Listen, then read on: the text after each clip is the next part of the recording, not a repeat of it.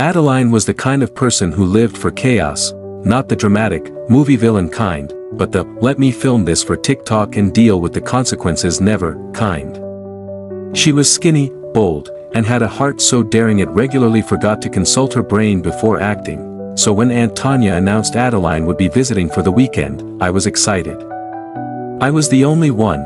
My cousins Tim and Eve moved like the house was about to be robbed by family. Tim, who hadn't cleaned his room since the invention of dust, suddenly became a professional organizer.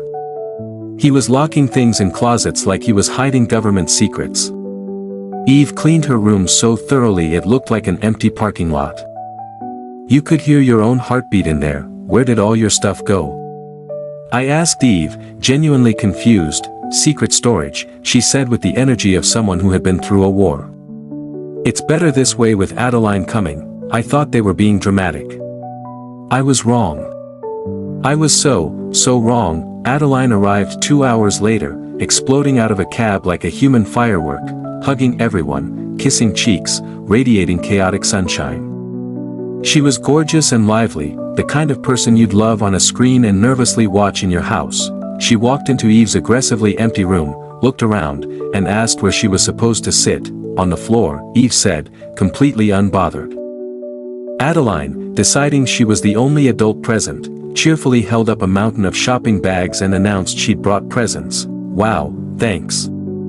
I said genuinely, don't accept anything, Eve said, not even looking up. I thought Eve was being mean. Adeline tossed 2 bags my way and 2 Eve's way. I caught mine like the hopeful fool I was. Eve let hers hit the floor like it had personally offended her. I checked my bag. Nice stuff. I didn't take it out though. Something about Eve's face made me leave it right there, like a trap I wasn't ready to spring. Smart move, as it turned out. That night, I couldn't find my sleeping t-shirt and fluffy slippers. I asked Eve. Before she could answer, Adeline walked in, wearing my t-shirt and my slippers, smiling like she just won a lifetime supply of free things that belong to other people. These are lovely. Who am I paying for them? She asked cheerfully. Nobody, apparently.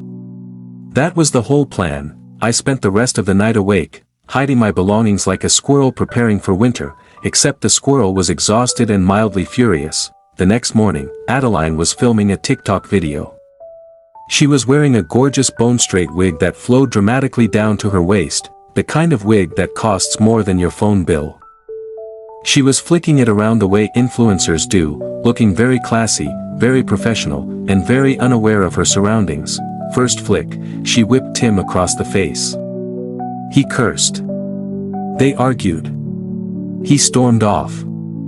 She resumed filming like nothing happened. Second flick, she knocked over the lampstand, which crash-landed directly into Eve's breakfast, sending food flying everywhere. They argued louder. Eve stormed off. She resumed filming like nothing happened. Third flick, she followed me into the kitchen.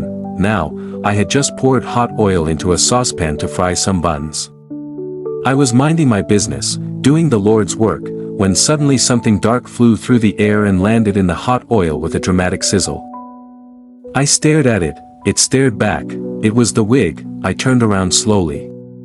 Adeline stood there, mouth wide open, watching her expensive, beloved, bone-straight wig fry in my saucepan like a piece of chicken. Give me back my wig.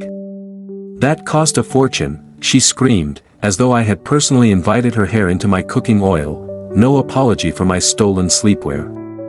No explanation. Just demands. I took a deep breath. When will I get the money for my sleeping outfit? I asked, very calmly. That old thing. I owe you nothing, she said, suddenly finding the ceiling very interesting. I nodded slowly, picked up my frying spoon, and turned back to the stove. Fine then. I guess we're even, and I stirred that wig in the hot oil until it was thoroughly, completely, and irreversibly cooked. Adeline left that same day, quietly, with her bags, and without the wig. No dramatic exit.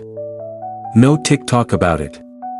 Just silence, which, honestly, was the loudest thing she'd done all weekend.